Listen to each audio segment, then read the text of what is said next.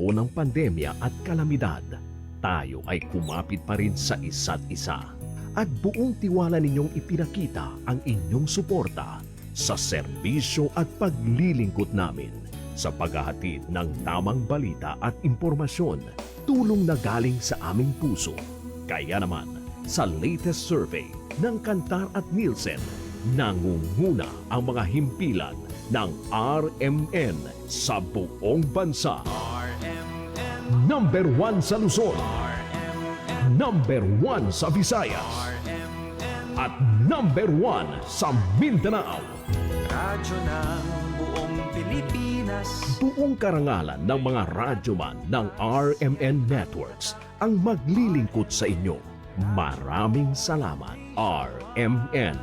Number 1, Number 1. Wala nang iba. Radyo mo nationwide.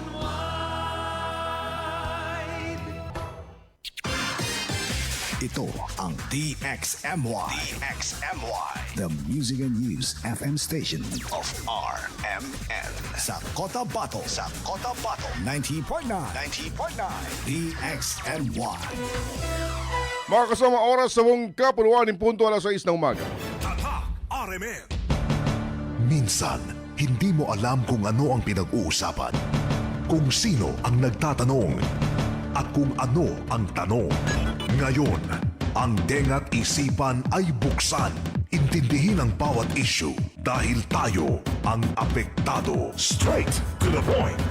Ito ang balitaan at talakayan na tunay na diretsahan. Walang paligoy-ligoy, tagos, lubos, umaagos. Straight to the point. Mas malamang usapan, mas mabusising talakayan, komentaryong mas mauunawaan. Straight to the point. Tatak RMN. Radyo mo nationwide.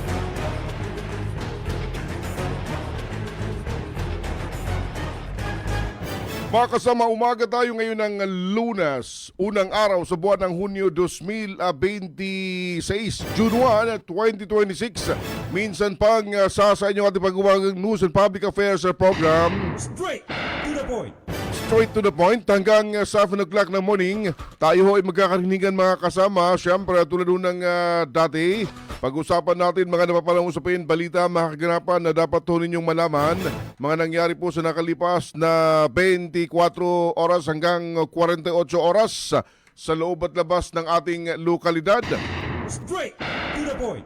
Kaya tumaasaw kami sana ho'y nasa mabuting kalagayan, nasa maayos na pangangatawan. Ano man po inyong ginagawa, ano po inyong pinagkakaabalahan mga kasama. Welcome!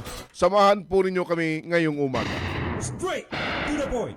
Ating programa live na po napapakinggan dito po sa DXMY 90.9 FM sa Cotabato City. Again, DXMY 90.9 FM dito po sa Cotabato City mga kasama. Sa Facebook naman, live na rin tayo sa ating FB page, DXMY 90.9 Cotabato. DXMY 90.9 Cotabato mga kasama. Straight.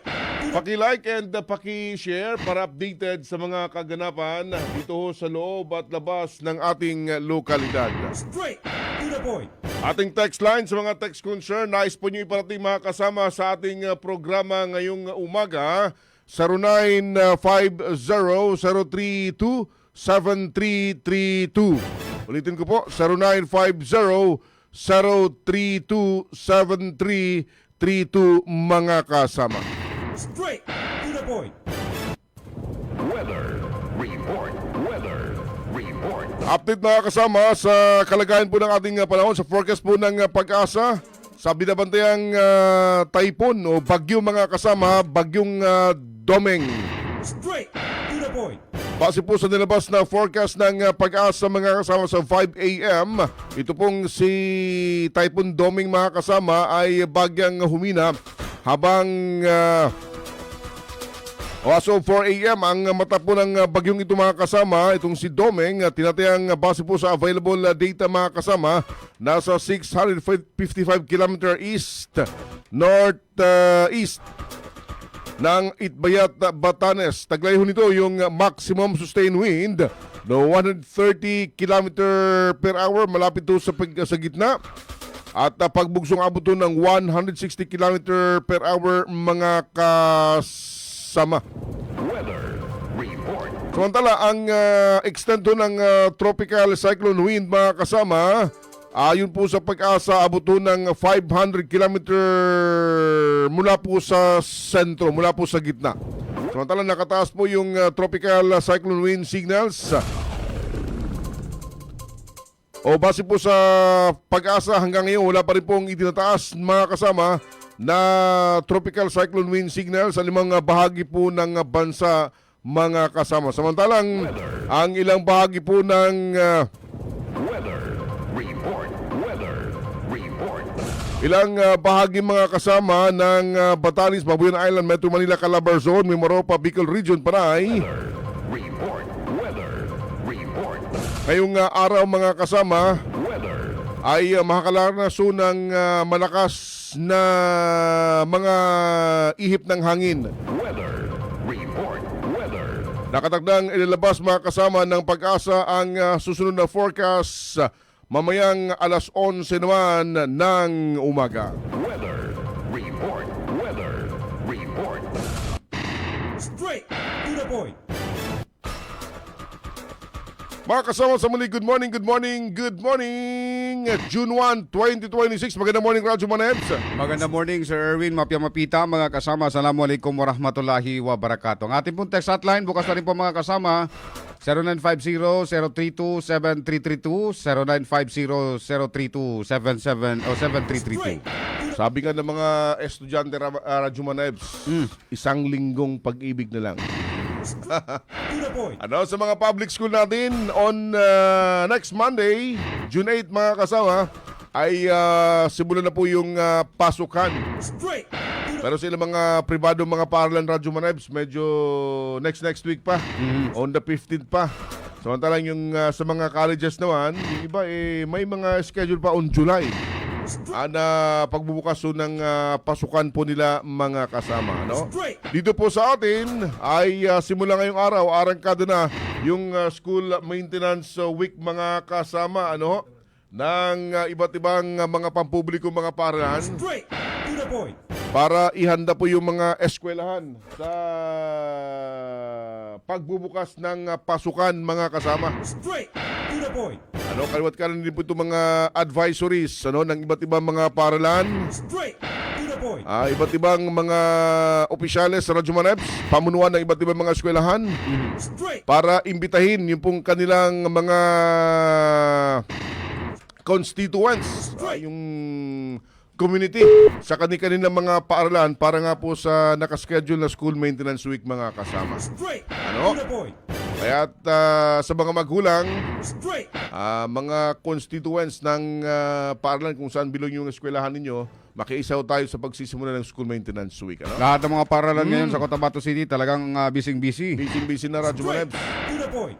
After nga ng mahaba pa rin, 2 months din na bakasyon, mga kasama. Straight to the point. Samantalang yung mga atleta nga pala natin, mga contingent, Radyo Manebs, na lumahok sa palarong pambansa, ay unti-unti na, simula kahapon, ay nagsipag-balikan na sa kanila pong mga lugar dito po sa atin sa Bangsamoro Region.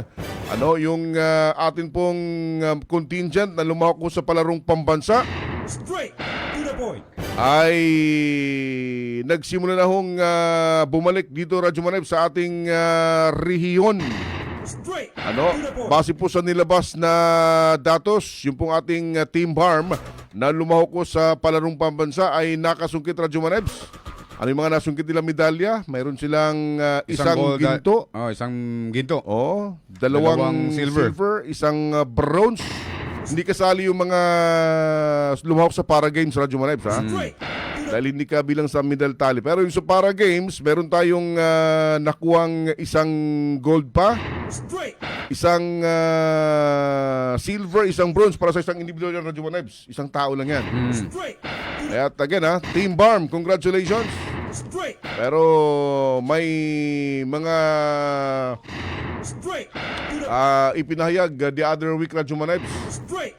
si Member Parliament Dr. Khalil Jojo Sidilunding na medyo nalulungkot siya sa naging performance ng Bangsamoro Region. Bakit kaya? Dito sa palarong pambansa. Dahil kung ikumpara daw sa ibang mga rehiyon, di hamak na Mas magaling? ang daming mga nasungkit na mga medalya. Ayun, nasa second to the last Radyo Manabs Ano kayang pwedeng i-enhance? Ang binabanggit ni Member Parliament Dr. Khalil Jojo Sidilunding, yung pagpapalakas ng mga sports program and pagkakaroon natin ng facility Straight. To the point. para makapagsagawa ng maayos na training yung ating mga manlalaro. May proposal siya Straight. na magsagawa ng sports complex o magtayo ng sports complex. Meron siyang panukala. Ito rin yung nakikita niyang solusyon para mapalakas yung sports program dito po sa Bangsamoro Region para pag-isabak natin sa mga mas malaki mga competition, Radyo Manabs. Straight. May panapat, may panlaban tayo dahil enough yung ating ginagawang training dito po sa ating lugar. Straight. To the point. Pag-uusapan natin yan, meme ng konti sa kabanhon ng ating programa, mga kasama, ha? Oras natin, mga kasama. 6:10 na po ng morning. Di pa tayo ng paksa, Radyo Manebs. Naging usap-usapan nga at naging paksa nito nakalipas na last week. Ano? Linggo. No, last week itong usapin ito. To the point. Do may mga ipinalabas na statement of pagtanggi ang pamunuan ng Moro Islamic Liberation Front. May kinalaman nga sa mga kumalat na information, mga kasama. And atiring i-refer, Radyo Manebs, itong concern na pinarating ng ilang miyembro ng JPST. May kinalaman nga silang binabanggit nilang di natatanggap na allowance sa Radyo Manebs.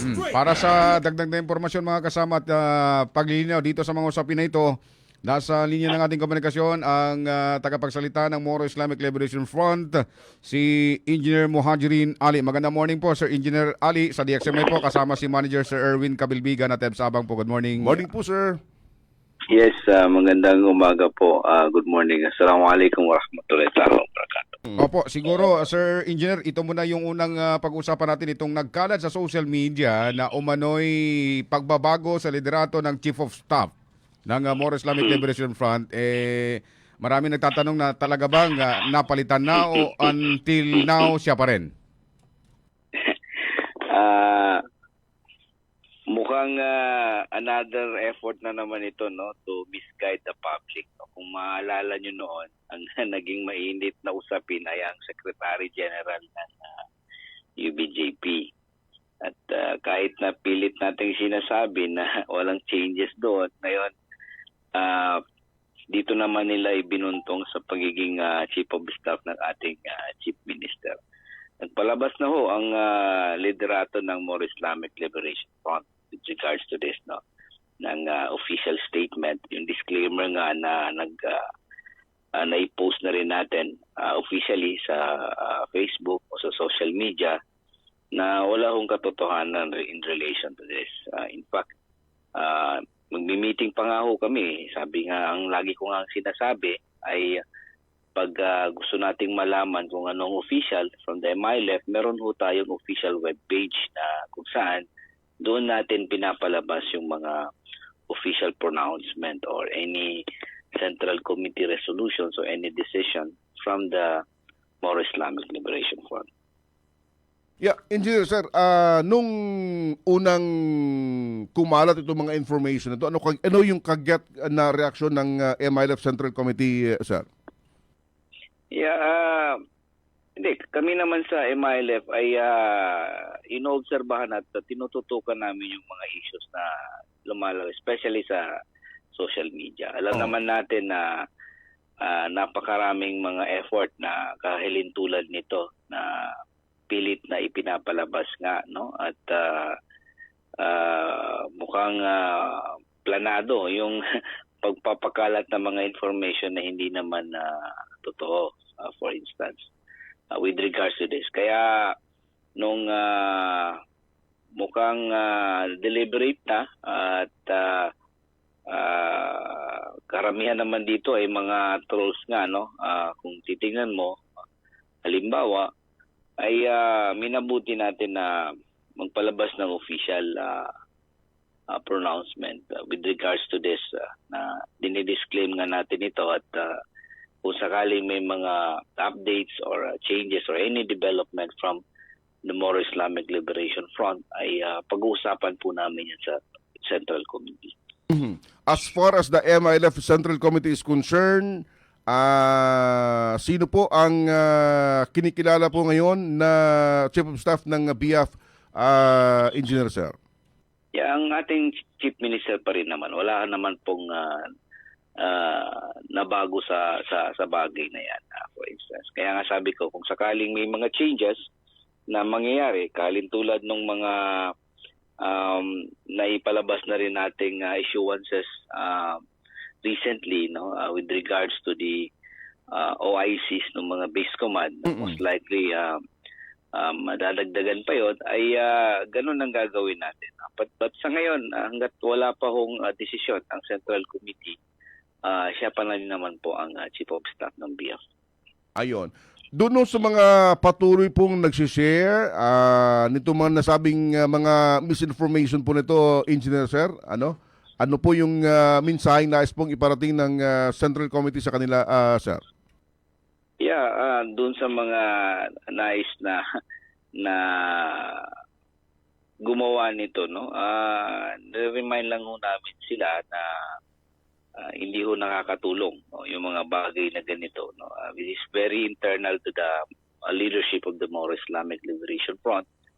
At meron ho tayong official na pamamaraan kung paano ho ipapalabas yung mga desisyon na galing sa MILF Central Committee. Pero yun na nga, mahirap pigilan yung mga ganito dahil nasa social media nga ito. Bawat isa ay may karapatan mag-post ng mga bagay-bagay na sa tingin nila o gusto nila. Kaya nga kailangan lang ho talaga natin magmatsyag at obserbahan ng maayos at mag-validate, verify para hindi ho tayo maligaw. Opo. Sa kabilang banda, Engineer Sir, meron pong ipinarating na concern na nagpakilala mga miyembro po ng JPST, Joint Task Force, Joint Peace and Security Team. May binabanggit sila na concern. May kinalaman nun sa kanilang mga allowances base po sa ipinadalang information nila sa DXMY. Ayon dito, at present, our allowances and operational expenses including food, budgets, funded. Hindi po nila natatanggap yung GPST BF members allowance continue to experience repeated delays. Engineer Sir, anong information dito? Nais po nila iparating ito sa proper authority, idinaan sa DXMY. Anong information po niyo may kinalaman dito, Engineer Sir? Yeah, ang patungkol naman sa Joint Peace and Security Team, itong mekanismo na ito ay directly supervised ng Joint Peace and Security Committee na kung saan under naman po ito sa JNC o yung Joint Normalization Committee natin. Ito ho yung agreed security arrangement ng MILF with the national government in relation sa implementation po ng ating comprehensive agreement of the Bangsamoro. Ang latest na update po namin dito ay mukhang may delay nga doon sa allowances nila, but I think yung January, February, March, nung last na binerify ko sa aming kasamahan, ay naibigay na ho sa kanila yung allowance nila. Mukhang yung April and May ata ang hindi pa ho nila natatanggap. At ganun din ho yung operational expenses nila na naibigay na rin. So hindi ko alam kung kailan ho nagpaabot ng concern yung mga kasamahan natin sa JPST in relation to this. But rest assured na tinututukan ho natin ito. Pag sinasabi po nating JPST, ito ho ay contingent from both sides. Meron ho tayong half of the contingent in every JPST station from MILF at yung kalahati naman ay from PNP and the AFP, for instance. So pag halimbawa may challenge doon sa operational cost nila, joint ho nila yon nararamdaman, for instance. At sa atin namang contingent ay yun na nga, allowance ho ang naibibigay sa kanila on this matter. Opo. Dito po sa mga natatanggap po nilang allowances, Sir Engineer, saan po ba usually ito nanggagaling, yung pondo? Meron ho tayong mga partners na tumutulong sa peace process, no? Sila naman ho ay matagal nang tumutulong sa peace process. Kasama na rin ho sa mga support na binibigyan nila yung mga mechanisms natin from both sides, no? But most of the time yung mechanisms natin sa MILF tumutulong yan sila. So doon ho nanggagaling, at yan naman ay pinag-uusapan ng both parties in a sense para maayos yung magiging implementation ng bagay. Opo. Kung sakasakali man pong may delay, ano ba yung mga dahilan, Sir Engineer, sa inyo pong pagkakalam o impormasyon na natanggap po ng Moro Islamic Liberation Front? Kung sakaling Na-delay yung sahod do. Yeah, Allowance. meron ho tayong mechanisms na in charge. Sabi ko nga kanina, yung JPST natin ay directly supervised by the Joint Peace and Security Committee, for instance. Sa ngayon, may mga possible na development din patungkol dito. Unang-una yung sa counterpart natin. Hinihintay pa rin natin yung appointment ng panibagong chairman ng GPH panel and all the members.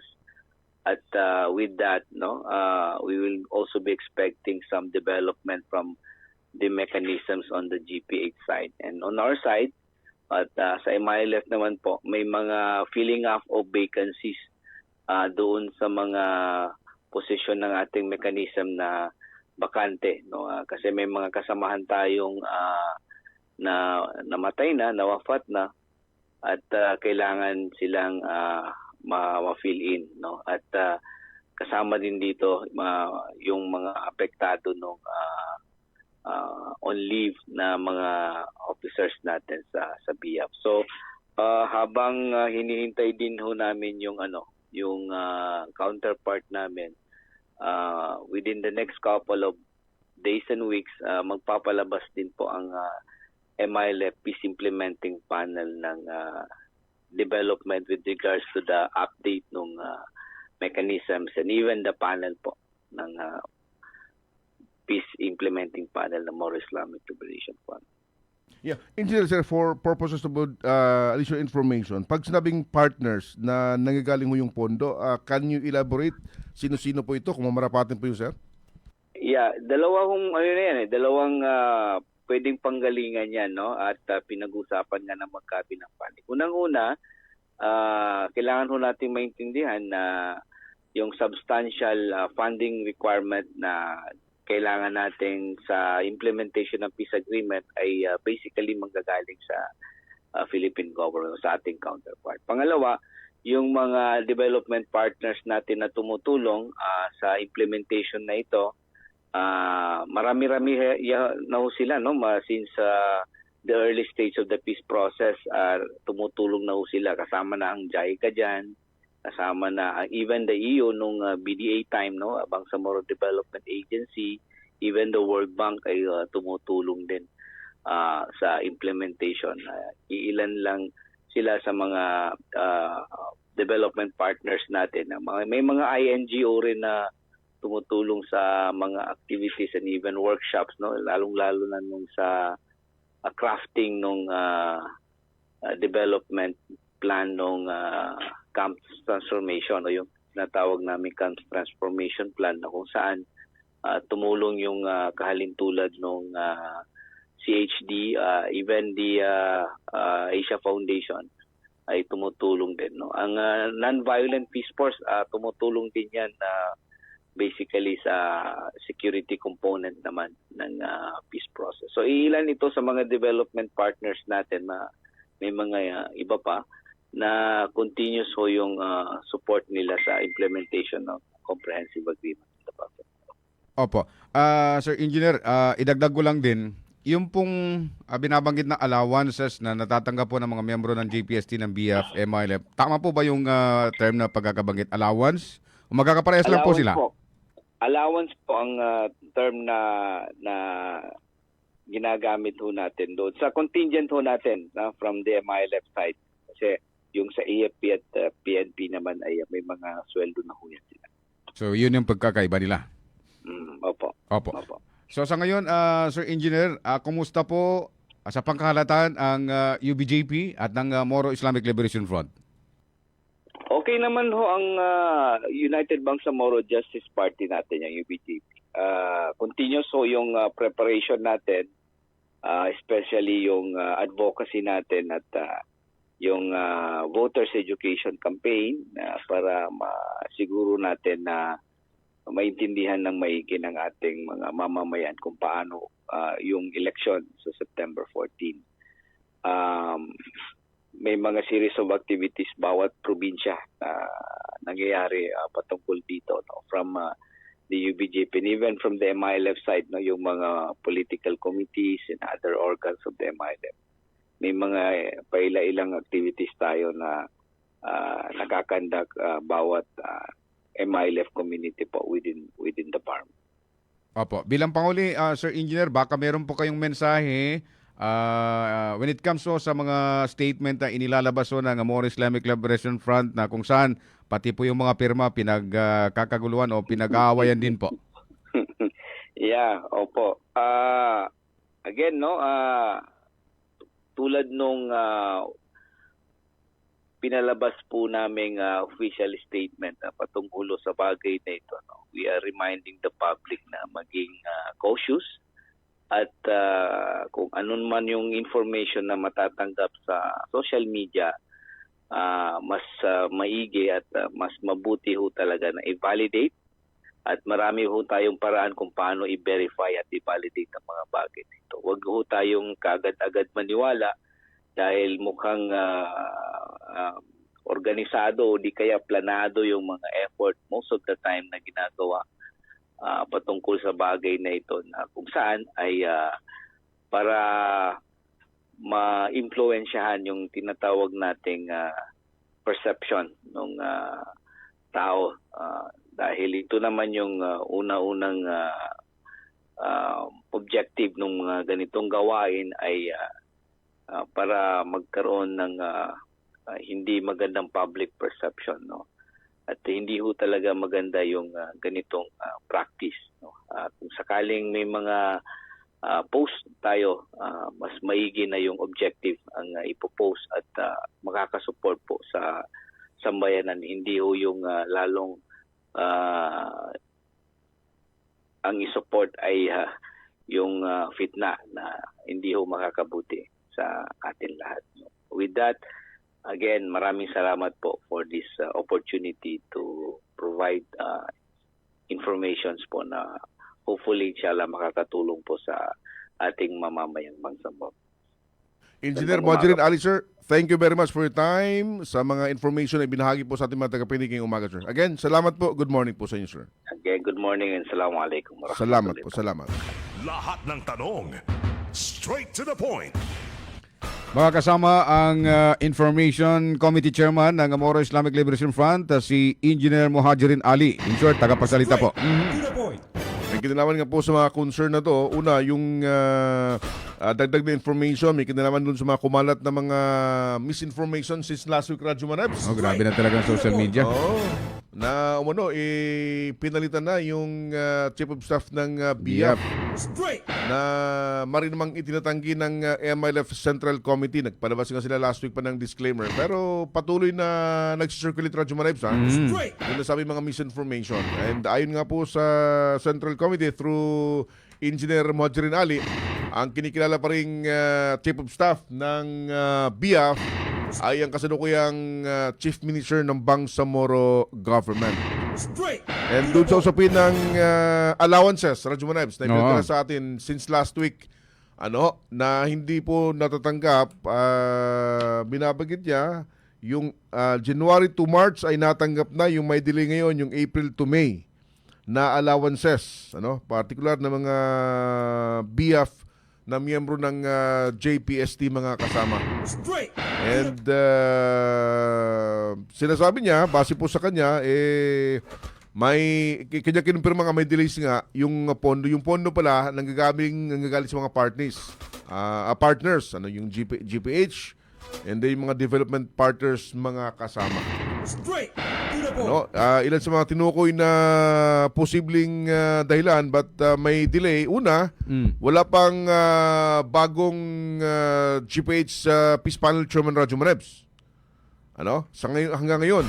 And then sa ML sides naman, may binabagit sa may mga vacancies.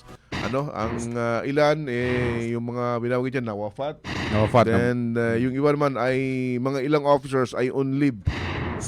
Ayon ho sa nasabing opisyal. Straight So yun. to the point. Yung mga binanggit na mga possible reason bakit may delay for the April and May na allowances ng mga miyembro ng JPST. Just malinaw yung concern na ipinarating sa DXMY. At kaugnay rin kasamang Sir Erwin dun sa usapin nga ng Chief of Staff, Straight. ang Bangsamoro Interim Chief Minister na siya ring kasalukuyan pa rin Chief of Staff ng BIAF. Naglabas din ng kanyang naglabas din ng kanyang payag sa social media sa kanyang official FB account. Narito mga kasama yung kanyang binabanggit. Assalamualaikum. In the last few days, mainit na pinag-uusapan ay ang pagtanggal sa akin bilang Chief of Staff ng BIAF. Ito po ang aking comments tungkol sa usaping ito. Una, sa pagpapalabas ng fake news ng mga organized trolls, kailangan pag-isipan muna bago mag-post. Dahil sometimes, hindi nyo namalaya na meron sinisira na mga tao or grupo dahil sa post ninyo. Example, may nag-post na ako daw ay napalitan bilang Chief of Staff ng BIAF. Open close parenthesis, pero denied na ito ng CCMILF. Sa post na yun, ang unang sinira ay ang MILF. Pangalawa, si Bravo. Pangatlo, ako. Kayo na mga trolls, wala kayong problema kasi trolls nga eh. Ang may problema, yung mga legit na accounts na sumusunod sa mga trolls na gumagawa ng fake news. Pangalawa, tungkol naman sa posisyon, kailangan tanggapin natin na ang posisyon ay hindi parang lupa na kung may titulo ka, wala nang pwedeng umangkin. Sa posisyon ng Chief of Staff ng BIAF, kung mag-decide ang MILFCC na palitan ako, wala tayong option kundi tanggapin. Pero kung sakaling mangyayari yun, ito ang nararapat na ipalit. Una, si Brother Gordon. Pangalawa, si Brother Jack Abbas. These two guys are both qualified to the position. Ampun and Sukran. Straight to the point. Yun yung pinaka-latest na statement rin ng MLF Chief of Staff and Chief Minister ng Bangsamoro Government mga kasama. May kinalaman sa usaping niya. Straight to the point.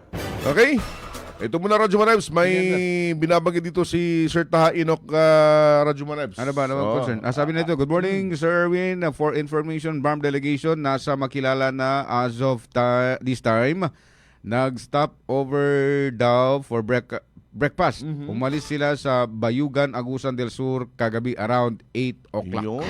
Straight. Malapit na rin So pala. anytime, ngayong morning, darating na yung Team BARM. Ay, congratulations kay Sir Taha Enoch. Oh, yung kanyang uniko iho. Nakasungkit ng Gold? silver. Aba. Silver. Kamuntik-muntik ka na ng gold Radyo Manibs. Kanduli na yan. Oo. Konting-kunti lang. Meron tayong gold sa Taekwondo. Straight. Sir Taha, ha? Congratulations. Straight. Then yung isa pang bronze na nakuha ng BARM. Straight. Yung anak ni Sir Taha, si Hosni, silver. To the point. Yung kanyang best friend ay nakasungkit ng bronze, si Almashad Inog. Straight. Mga estudyante ng Cerro Elementary School. Pero kasi napatidayan na rin mga kasi kasamang Sir Erwin dahil nga kung maalala natin last year yung pag-courtesy visit nung nanalo nga sa taekwondo rin sa ibang bansa. Si Marika. Yung anak silver ni medalist. former councilor Ingay. Ingay. Tua. Kaya napatunayan na rin. Oo. Kaya may pag-asa pa rin. To the point. Again congrats Sir Taha. Sabi ka ni Sir Taha, parang nangangamoy kanduli to pagdating eh. Siyempre.